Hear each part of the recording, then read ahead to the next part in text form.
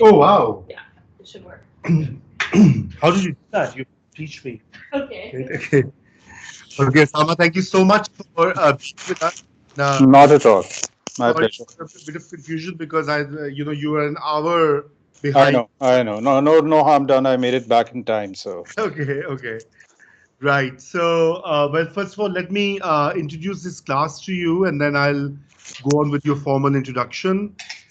This is a class called Institutional Reform in Developing Countries, and it comprises majorly of masters students, those who are pursuing masters in public administration, and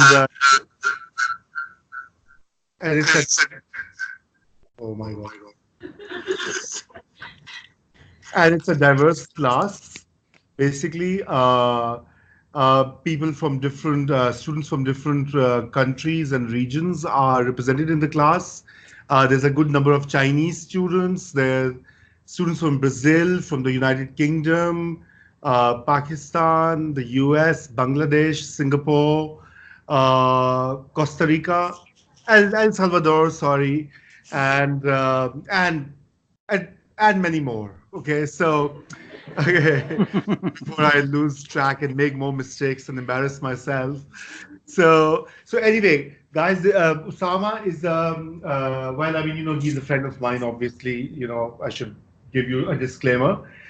We are very, very old friends, but other than that, Dr. Osama Siddique he has been a professor and is still a professor of law at Harvard. And he has been involved in a number of development programs and projects, mostly in the areas of justice sector reform and other in the reform of the courts, prosecution, police, legal aid systems, legal systems, etc. He's also a prolific writer, as his bio tells you. He's an author of many papers and seminal studies on the colonial and post colonial legal system in South Asia. And more recently, he's also now a celebrated novelist. So his new novel came out a year ago and it's made a lot of waves on the literary scene. So he's a man of many parts. Um, but the reason he's in our class is because he has implemented and designed and monitored and evaluated many reform programs and projects. And, so Osama, what I'm going to do is maybe you can speak for a few minutes just by way of your experience with the AJP and the European Union reform programs, or your thoughts on that, and then I can pose you a few questions as we discussed as we go along, of and course. we'll try to do it in half an hour, and then we'll open it to the class for questions or comments or responses to what you say. Could I make a request? Can I sort of look at your class if you turn Yes. around this thing? Because that'll just make it a bit more human Yeah. for Certainly, you me. talk. Yeah. Okay, great. Thank you. Can you see that? Yes, I can see them. Hi. Lovely to be able to talk to all of you. Thank you, Raza, for that overkind introduction. I had and still continue to have a visiting relationship with Harvard. I'm not a professor there. I wish I were, but I'm not. But I do a lot of other fun things. But it's fascinating to be able to interact with you. I'm sure I'll learn a lot. I'm going to try and give some structure to what I say. Can you hear me clearly? Yeah. Okay. So, a couple of things I want to say. I mean, I know Raza for many years, but our sort of first real interaction, professionally speaking, was in the context of a major justice sector program in Pakistan. And I want to underline the fact that Pakistan is quite unique in terms of being one of the largest recipients of international donor funding for justice sector reform. So I think it's a very interesting test case both to gauge what kind of a positive impact international funding has had on judicial reform, and especially if you compare and contrast it to perhaps India next door or a lot of other countries, because it would be interesting to see whether more organic efforts at law reform has been more successful than international donor-driven justice sector reform programs. The other interesting things to look at now at donor-funded justice sector reforms in particular is that they themselves have gone through a process of evolution. So what was happening in the mid 2000s is very different from what is happening now. And there are some important differences which are there to be recognized. Um, I'm going to make some very broad statements here because obviously there is limited time, but maybe those can be certain broad assertions with some caveats, which you can then deconstruct or you can sort of build questions around. The first is that the story as to how successful the justice sector reform programs funded by international projects have been, how successful they have been, is not a clear story. I mean, I think unfortunately there is little evidence or experiential sort of insight to suggest that they have been successful. Um, but that is not to say that they've been complete failures. I mean, I guess there are two aspects to this particular assertion. One is what is our diagnosis in terms of design, in terms of implementation, which causes us to think that they have been less than optimal or less than successful. And secondly, what have been the major failures? So let me talk about manifestations or outcomes first, and then I'll talk about the process. In terms of structural institutional change, mind you, Pakistan is one of those countries which has inherited a colonial legal system, colonial legal structures and processes. So, in terms of inherent structural change, in terms of modernizing the system according to the needs of 21st century, in terms of being in tune with dynamic expectations of society, in terms of providing access, better access to justice to people who face a lot of vulnerabilities, I would say that we have not quite met with many successes. In terms of opening up the debate, in terms of making it less elitist, comparatively less elitist, in terms of introducing certain ideas and methodologies and triggering certain pressures within society to open up the system, I think these projects have been beneficial. And I say that when I compare it, let's say, to India, which has a very similar legal system, which has a very similar bureaucratic system, and there is much more opaqueness to the process of law reform. I would say comparatively, there is more openness and local capacity when it comes to justice sector reform in Pakistan. But why is it that these have not been as successful as the amount of money invested in them? One main reason is that reform has been envisioned in a very technocratic fashion. So justice, access to justice has been looked upon as a technical issue which can be solved technically. Whereas all of these things are also equally political. And unless and until you have interface with the political arm, you have political will to implement, you can't go very far. So with a lot of these projects, we've had what we call executive shortcuts. You know, the reformers have come in, they've tried to talk to a few top judges, a few top bureaucrats, and it's a relatively limited circle of people. The politician has not been part of it, partially because they came during a time when Pakistan had military rule, partially because these technical solution people think that politics is messy and we don't want to dabble in politics. But as it turns out, you can't really deliver reform unless you have political ownership. So that's one major factor. The other factor is the problem of transplantation. So much as there has been learning now, there has always been a tendency to pick up an idea from a very different context and try and transplant it in a different context. Okay, we can elaborate a bit more on that later. The third is that reform prioritization has been pretty much according to what donor expectations of a robust legal system is. So contract enforcement, land law enforcement may be the big thing there, whereas the issue on the ground may be labor rights or environmental issues. So, you know, how you sequence reform, what you choose in terms of reform is very much determined by that. The fourth major issue is that there hasn't been enough decentralization of reform. You know, so a lot of things have been done at the federal level in a country like Pakistan, where a lot of legal subjects are provincial subjects. The fifth issue, I think, has been capacity. Now, mind you, starting off, a lot of these reform programs interacted directly with the government. and you had Asian Development Bank or whoever hiring their own consultants or local consultants or their own functionaries working on these reforms. Uh, my experience has been that these programs have always been understaffed. They've had very little expertise compared to the magnum of work which they had undertaken. Asian Development Bank had a lot of experience in terms of infrastructure or other kinds of projects. Justice is a very complex thing, but they did not have the requisite expertise. Now, of course, we have entered a new phase. And what started happening over the last 5 to 7 years is that instead of the donor agencies coming in directly, they actually entrust an international development corporation. So through a bidding process, some international development corporation wins a bid and gets into this project in order to make a profit. So now you have a triangle. You have the government, you have the IDC, and you have the donor. Not only does that create coordination issues, but oftentimes it's been my experience that the IDCs are driven by a very clear profit motive. So unless and until there's somebody very closely steering them in the right direction, they will be very reluctant to undertake any difficult structural reforms. They will try and go for more superficial things.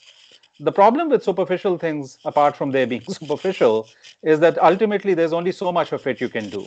So a common term which is used in the development sector is the low-hanging fruit. Everyone likes to go for the low-hanging fruit.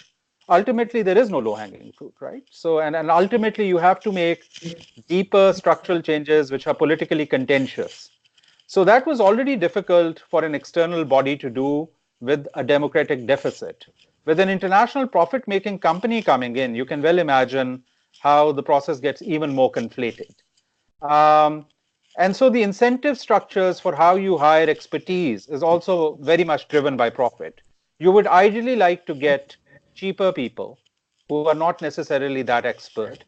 And at the same time, you are still incredibly reluctant to engage with the complex politics of reform.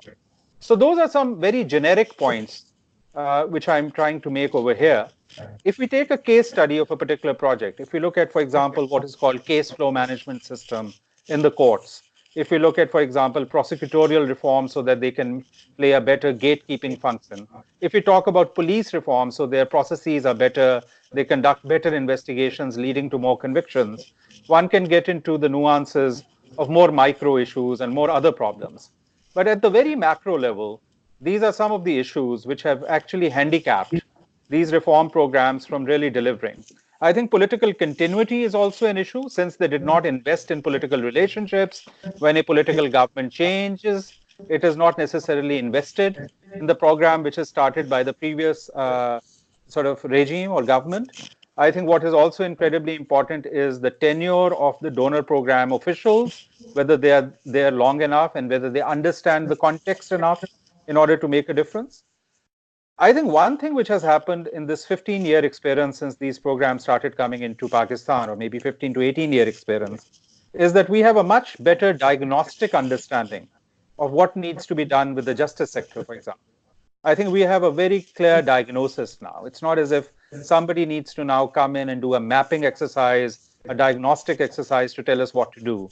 The real question is how to do it, because the real challenge is the process of reform. It's no longer the problem identification. One other major factor which has been inhibiting this reform process has been data.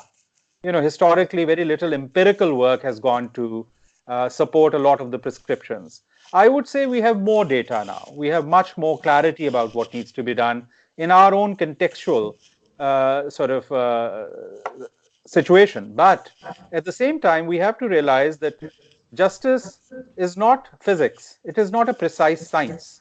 It's also a policy matter. It's a matter of choices. It's a matter of politics. You have to negotiate it. You have to look at multiple kinds of stakeholders. This is a laborious process. It's a sensitive process. It requires longer term investment. I'm personally very convinced that Pakistan, if it is to make any redeeming changes in its justice sector, has to do it organically. If you ask me honestly, we don't need any international donor intervention anymore. It doesn't add much. It just creates confusion. It does create an income for people like me, who is a consultant. I don't mind that. But in a less parochial fashion, we frankly don't need them. We need to figure out domestically what is the political process. The only place where they can add value is that they create an additional platform for discourse. They make it less hierarchical, less difficult for somebody like me who's an academic working on the cusp of law and policy to sit across the Chief Justice or to sit across the police chief, because it's a third party providing a neutral platform. So that has been a positive. It has opened up things a bit. But frankly, in terms of diagnostics, I'll be very honest. In my 15 to 18 years of consultancy work, I've met perhaps 3 international consultants who were good. That should say a lot.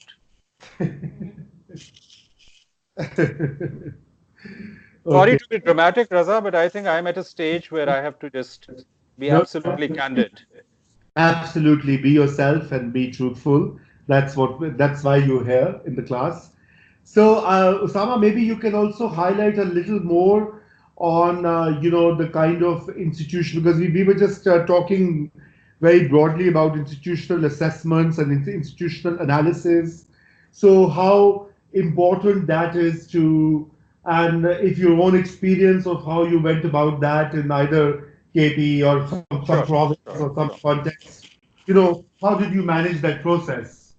So I think I'll say a few words, first of all, as to why the right kind of assessment is important.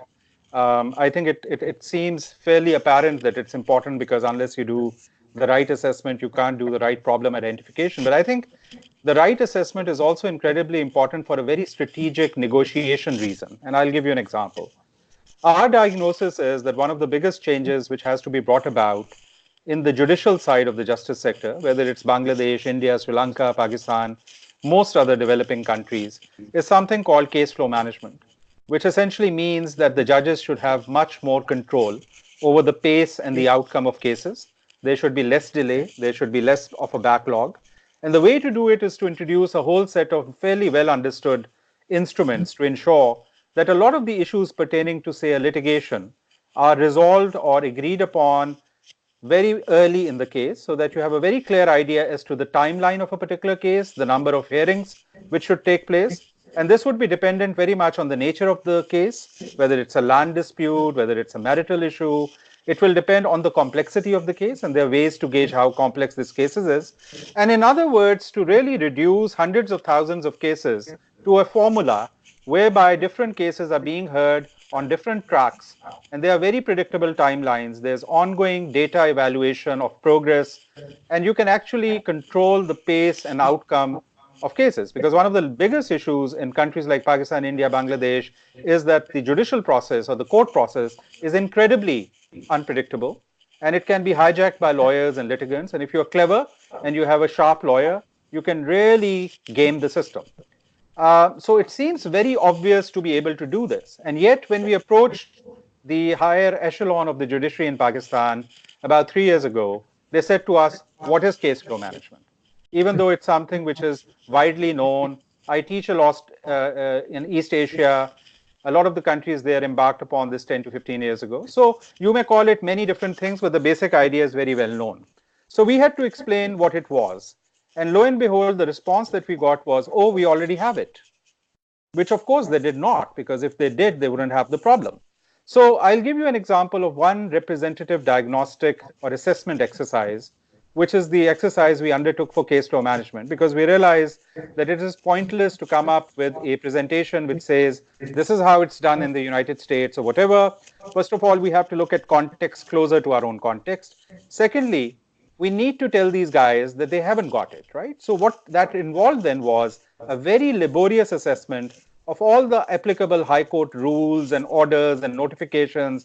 And mind you, these are thousands, and they're not very well documented. So even if the high court said at some point in time, do this or do that, it's lost somewhere and it's not there. So we actually took out each and every piece of paper chaotically generated by the courts over the years, documented it, cataloged it, assessed it, and then presented a story that, look, there are the gaps. Number one, that was one end of the assessment exercise. The other end of the assessment exercise was institutional functioning. Mind you, this is very typical from mainstream legal analysis. This is pretty much institutional analysis. This is very much the kind of process analysis which is very relevant for these institutions. So the second thing we did was to look at the actual internal administrative functioning of the institution. Obviously, we required very different kinds of expertise for this kind of thing. I, for one, don't have institutional process mapping kind of expertise. I had to hire those people. The third thing we did was to actually go at the very micro level to individual cases. So we picked up a sample of 600 to 700 cases. We went to the individual case files of every case. And what happens in these cases is that after every day's hearing, the judge narrates an order. We looked at every single order. So in some cases, it was hundreds of orders. And then we mapped that in terms of data. And we did all kinds of correlation analyses in order to figure out where the delay takes place. Now, what I'm trying to say is that this is not hyper sensitive, hyper sophisticated analysis if you talk to somebody who's a mainstream economist or a political scientist. It's hyper sophisticated if you talk to anyone in the justice sector because they don't know anything about it, right? But it was incredibly useful because it gave us a very concrete picture. But now here's the important point, because strategically speaking, what it did for us was that when we made a presentation to the very same judges, and they came back to us with the anecdotal, right? They say, we have been judges for 20 years. This is what actually happens. You give them data, and the data silences them. You know, it was remarkable how a turnaround took place, and they agreed with the diagnosis. Now, it's a separate hurdle as to how you go to the next phase. You've already convinced them there is something called case law management. You've convinced them they don't have it. You've convinced them they don't have it, and hence they have problems. How do you change a 150-year-old system? How do you make different people who actually benefit from the political economy of delay to agree? This is a long negotiation process, right? You need to find champions within the judiciary. You need to talk to people in the legal bar. You need to talk to the prosecutors. You need to the rights groups. So that's where the political process comes in, which is paid very little attention to. But the point I want to make is that more empiricism is definitely needed as far as justice sector assessments are concerned. Multiple kinds of expertise is needed, much as I'm trying to say that this is not purely a technocratic exercise, it's a political exercise. But we need to do both. And the third important thing is that this all that you find has to be presented in a manner to the recipient which is intelligible to them. And it has to be repeated. It's as much a game of negotiation and badgering them as it is a game of diagnosis. And frankly, we learned it by doing it because we started looking at any international literature or any precedents which were talking about how do you implement case law management reforms, how do you pick a sample size. We found nothing. So we invented it as we went along, and now there are colleagues in India, colleagues in the rest of South Asia who are actually looking at our report and trying to see if they can use it in their own context. Great. Thank you. And and then so you mentioned that you had a meeting with the Chief Justice and the top judges, and they asked, "What is case flow management?" I mean, I know they usually give such vague and loaded answers. It's one way of avoiding commitment. Sure. But in terms of dealing with stakeholders, so once you do your diagnostic and then the stakeholder analysis or the power analysis or the influence analysis, there are various ways of looking at it. What from your own experience, maybe you've worked in different parts of the country and abroad as well. That political analysis that you're talking about, or the political factors, I mean, how can external agents or external drivers push that particular point? I mean, that is very organic, right? As you said in your opening remarks. So how can we influence that or engage with that local politics? Sure. I think that's a very important sort of dimension to explore. So a bunch of points. The first is that one thing which you encounter very early is the problem of institutional memory. One recurrent issue in the judiciary, in the police, is that people keep changing. A lot of the times, the decision-making structure is incredibly hierarchical. So it's the guy at the top, mostly a guy, not a lady, not a woman, who makes the decisions. And, a lot of it boils down to your rapport, your relationship, your access, and the worldview of that person, which makes the entire process incredibly precarious, right? Because if somebody is inherently not reform minded or not dynamic, you're not going to change that person at that stage in life. So I think that tells you a whole bunch of things. The first important thing is that, quite apart from the bureaucratic head, is there also a political interface to this thing? Because you may find a political ally who may be able to get you through the bureaucratic red tape. At times, you find a very dynamic bureaucrat who may become your champion. I think it's all about identifying roadblocks and champions of change. It's an entire field of people, and you need to find out people who are champions for change. The second thing is, you can't hinge everything on a single individual. He may get transferred, posted, fired, whatever, tomorrow. You need to cultivate some people in the middle decision-making process. Also, because you want to cultivate a culture within that institution where decision-making is a consultative process. It's not dependent on one single person. The third thing is that because there is no institutional memory, you have to make sure that the new person coming in is apprised of whatever has been discussed before. Now, this is a very real experience. Like 2 months ago, I was sitting in a meeting with some senior judges, and the Chief Justice of the province, which is the topmost judge of the province, had just come in. And it turned out, I thought to myself, that ever since I embarked on this case law management reform project, this is the sixth Chief Justice. And because they have poor institutional memory arrangements, you have to repeat the story again, win over people again. Now, one very important area which has been neglected by donor sector reform people, by consultants, is what is called the demand side of reform, right? So oftentimes the demand side of reform is reduced to something like a simple awareness generation program. That is not what a demand side program is. So we work on the supply side, right? We work with judges, police officers, working on processes, new legislation, new policy making. I think it's incredibly important at the same time to create a discourse around this reform. So if I had the leeway to do it, and this is what I've been advocating throughout, if we're doing case flow management reforms, there should be in parallel 5 conferences taking place, 3 seminars taking place, 5 media reports, 4 opinion page articles in the newspapers, so that you have other stakeholders who are being created. Next time there's a press conference and the Chief Justice and the police chief says something remarkably inane, like justice should be speedier, somebody should be able to get up and ask a very pointed question. Sir, you made a statement in September that the following 7 courts are going to be turned in model courts. What is the throughput of cases, and what kinds of cases have you resolved? Something as direct, as poignant as that, so that you up the ante for the people who are being reformed. Mind you, it's an incredibly self-defeating process for me to sit across a judge or a police chief and be working exclusively at reforming that person or the way he does things. Unless there's pressure, it's not going to happen. And I'll tell you an anecdote. I write in law journals, I write, as book chapters, academic analysis, policy analysis. It has its value. But the day I write a really hard-hitting opinion piece in a major newspaper criticizing the judiciary, I get 7 phone calls from people in the judiciary saying, why are you so upset? What's going on? Let's talk. So they are incredibly sensitive to public pressure, public perception. And yet, in a lot of reform processes, we underestimate the value of all these multiple additional points of leverage and interfaces and discourses which can generate debate, ownership, and pressure.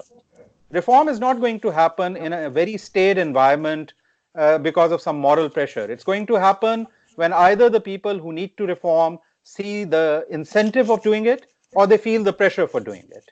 It's as simple as that. It's the same in the private sector. Why should it be different anywhere else?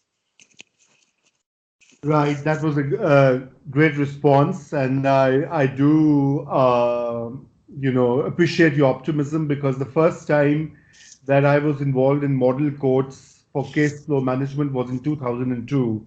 Wow. So obviously it was 17 years ago. It seems that is still going on, but it anyway, remains a model. Yeah, model will always remain a model. So okay, I think Osama, you've thrown a lot of very important issues and very key, relevant insights. So what I will do at this stage is, instead of going further with questions, I'll ask the class to sort of engage with you a little more, By all means. picking up some of the themes or the issues that you've highlighted, and let's see what they have to say. Yeah, please. So my question is actually kind of general. Hear me? Why don't you go ahead? In case I can't decipher what you're saying, I'll request Raza to repeat it. Okay, yeah. So my question is a bit general, and it's just that a lot of what you've been saying is familiar to what we've been reading and what we've been hearing from Professor Razarumi. So, and in other classes as well, my organizational design class, we were talking a lot about some of these same topics, like the champions for change. So I'm just wondering if you see this as at all, probably talking about decentralization, like the centralization of knowledge in the way that we're approaching institutional reform, and if that's at all problematic in any way. Does academia kind of align with what you've been experiencing in your work? Just kind of. So, first of all, I think if I've understood your question correctly, and if I haven't, please, by all means, reiterate it. My own sense, and for somebody who's a policy practitioner, frankly, I read relatively very little policy literature.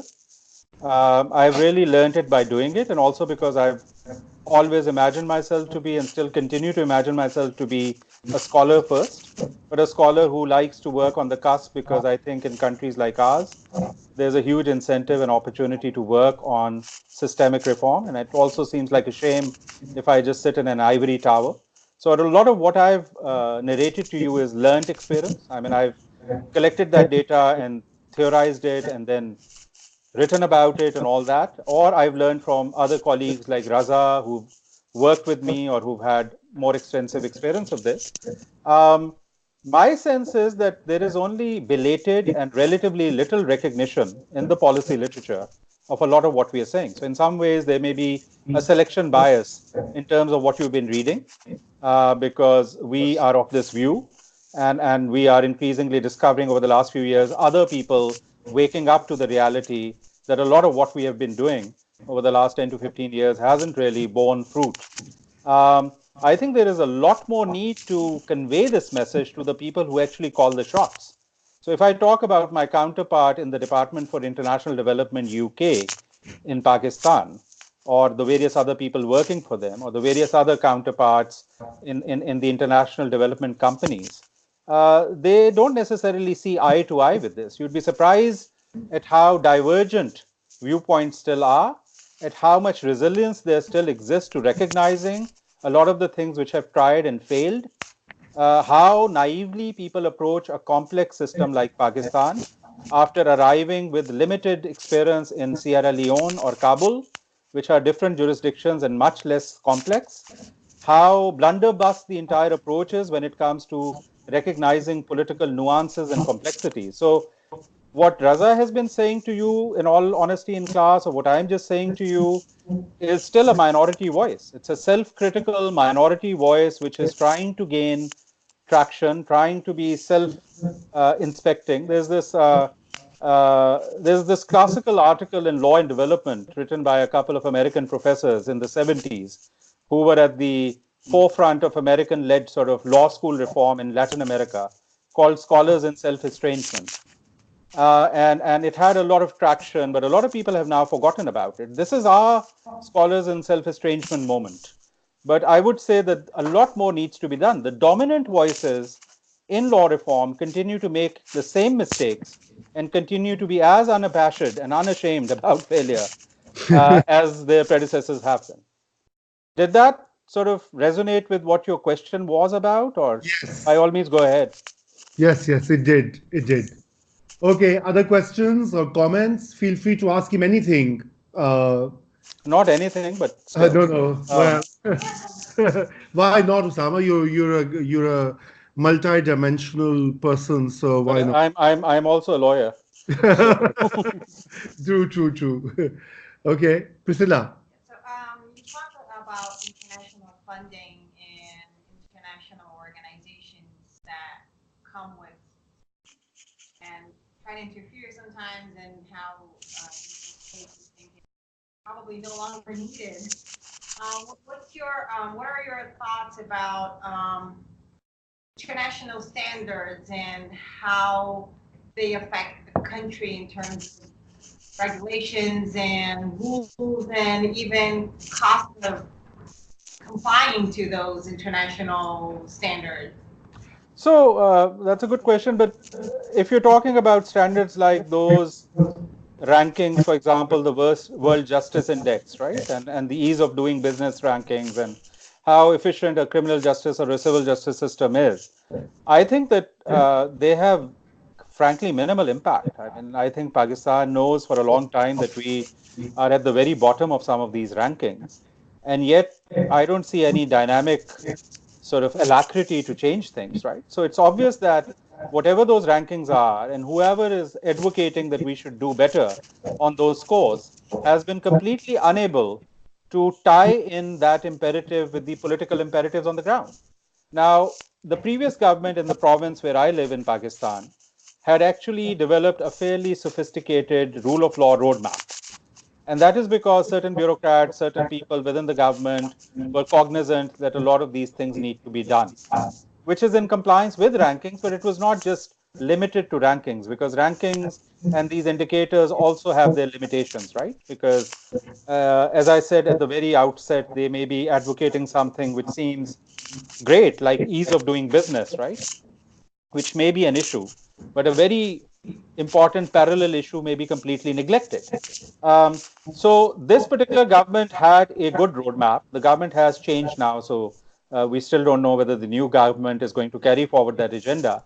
But I would tend to think that a lot of the pressure for that change was organic. So much as a lot of these international agencies were invited to the table to engage, they were pretty much people sitting at the end of the table, nodding away and committing some money. A lot of the thinking was actually done within Pakistan. That is not to deny that in certain important technical areas, we cannot have international expertise. I think there is need for international expertise in some of those areas. Some of the areas don't really depend on political context. For example, how do you investigate a murder?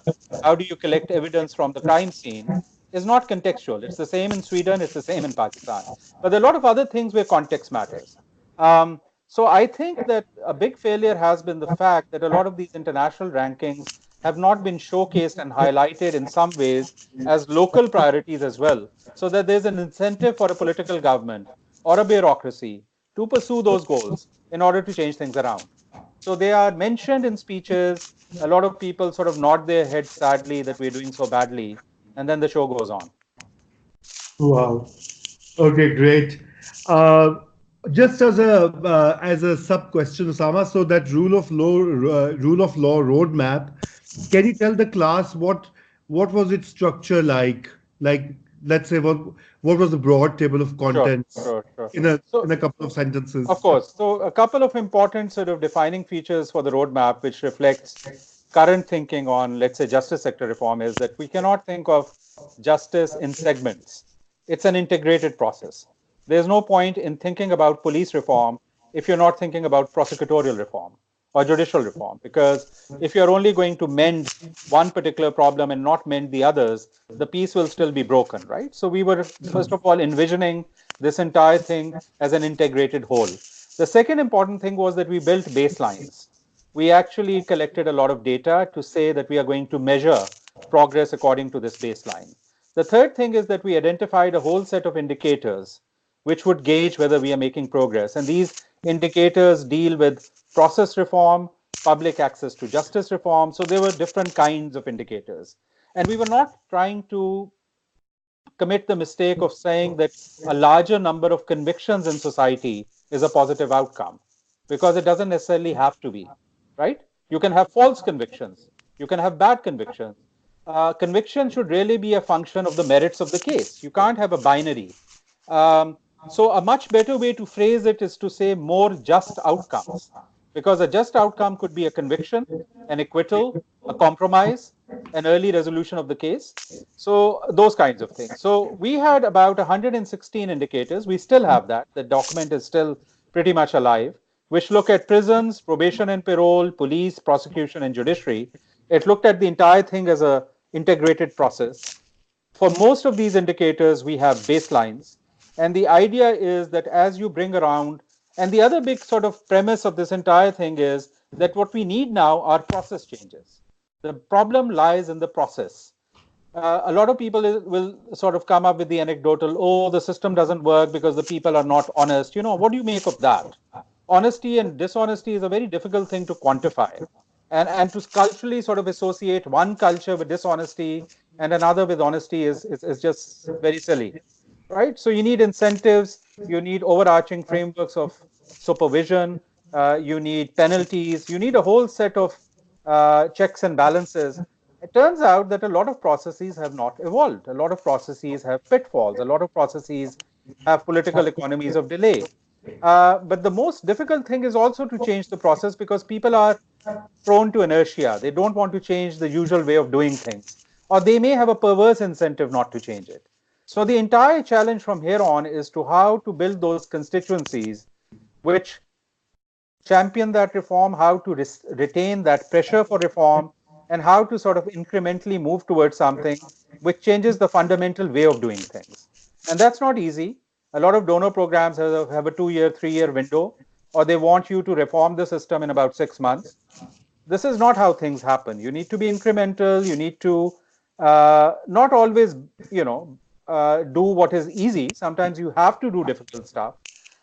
You can't shy away from the difficult, but it is something which has to be calibrated according to how you're faring, how your constituencies of alliances are, and how much progress you're making. It's not something for which you can lay out a linear path and something which is completely predictable. A lot will depend on how you fare and what happens on the ground. You have to be flexible. You have to be dynamic. You have to have data. So I think those are the kinds of approaches which we want to adopt. But that's the basic structure of the rule of law framework or roadmap. Great. Other questions? Alec, how about you? No? How come? Actually, can you speak a bit more about the decentralization process? Okay, can you speak a bit more about the decentralization process? That's the first question. So this is in the context of Pakistan. The important thing is that in many ways the constitutional amendment tilt is towards decentralization. Decentralization is the big theme.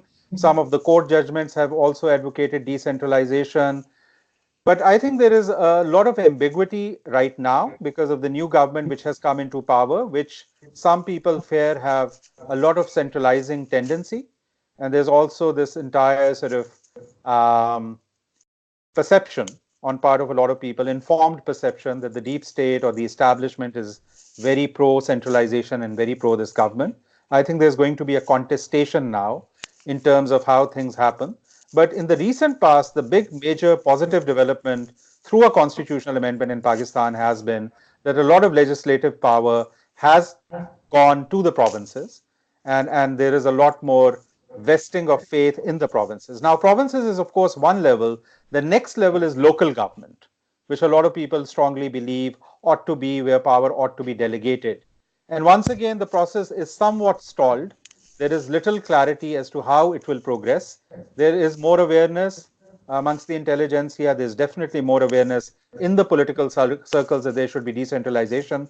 But the opposition to decentralization has not just come from the establishment. It has come from the mainstream political parties themselves.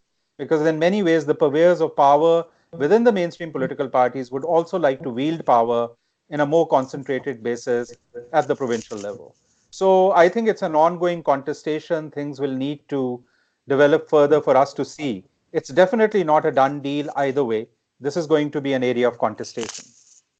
Right. Okay, one more question. Yes, Alec. Just following up on that, do you think that in a centralized state you should go for some sort of decentralized reform first, decentralized power before you then instigate your reform? I didn't hear that properly. Yeah, so he's saying in a centralized state, should we go for some kind of decentralization first before looking at institutions? So decentralized in the sense? Yeah, I mean, like devolve authority from the central government. Well, that's precisely what I'm talking about, right? So through the 18th Amendment to the First of all, it's a federation which has historically had a different level of provincial autonomy and provincial powers. And much as there have been centralizing tendencies in the 50s and 60s, post the 1973 constitution in Pakistan, there's always been an ongoing contestation for decentralization. And there has been an element of decentralization. A lot of the, for example, justice, criminal law, these are all provincial subjects. All the legislation takes place at the provincial level in terms of police, in terms of the justice delivery through the courts is a provincial subject. So it is already something which has decentralization as far as the provincial level is concerned. The next stage, as I'm saying, is even more decentralization to the provincial level and much more decentralization also to the local level. That's where the discourse has been developing towards. So much as we've had now some uncertainty because of this new government, some new kinds of opinions being formed, some people talking about making police a centralized subject, decentralization has been one of the. I've been an amicus curiae in some cases in the Lahore High Court, where the decentralization question has come up, and the very clear tilt of the judges was pro decentralization and reading the 18th Amendment in a manner that local government becomes a robust and empowered reality. Okay. Right. Any other? Marusa, Carly. Okay. Ali. You had a question about how important are incentives for an institution like judiciary, because we've been reading how incentives can play a very important role in improving institutions. And we sometimes incentives have worked. For example, in Punjab, there have been indicators that have been developed for health and education, and there has been the use of PRTP, the Information Technology Board, to help sort of implement some of the indicators and some of the reforms. So is there any way that we can have incentives for those judges who are giving out more judgments or who are not taking a lot of time to pass those judgments? So I think that's an interesting and valid question. I would say that much as incentives are incredibly important in a lot of other segments of government and the state and the governance framework, financial incentives as far as the judiciary is concerned is a moot point now. And the reason I say that is because at least twice or thrice over the last decade, judicial salaries have been raised many times.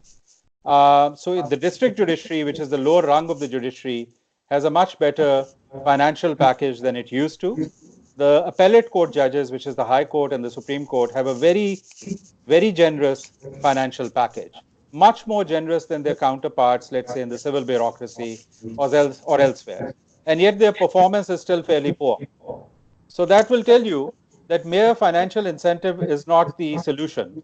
In the case of the judiciary, I think the legal skills, the legal training of the lawyers at the level of the law school itself is a big challenge. Legal education historically, and this is a separate debate, has been neglected. So the skill set which these people bring to the table is really poor. The judicial appointment system is deeply flawed.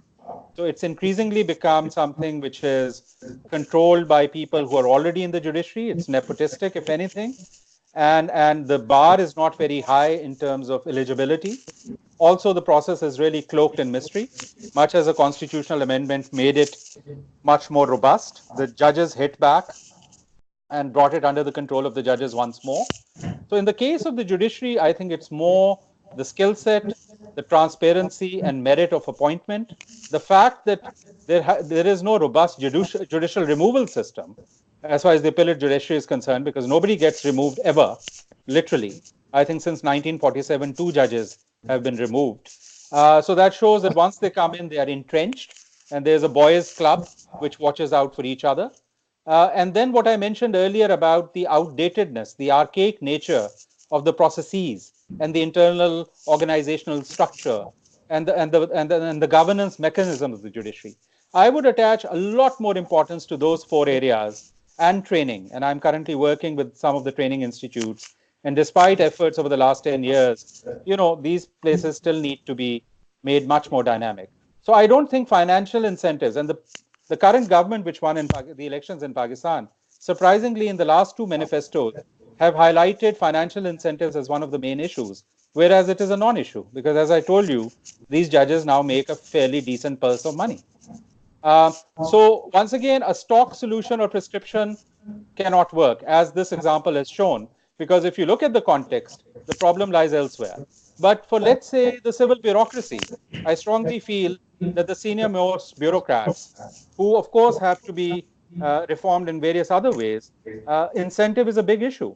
I mean, a very senior bureaucrat in the Punjab gets 1/8 the money or 1/10 the money a senior judge gets.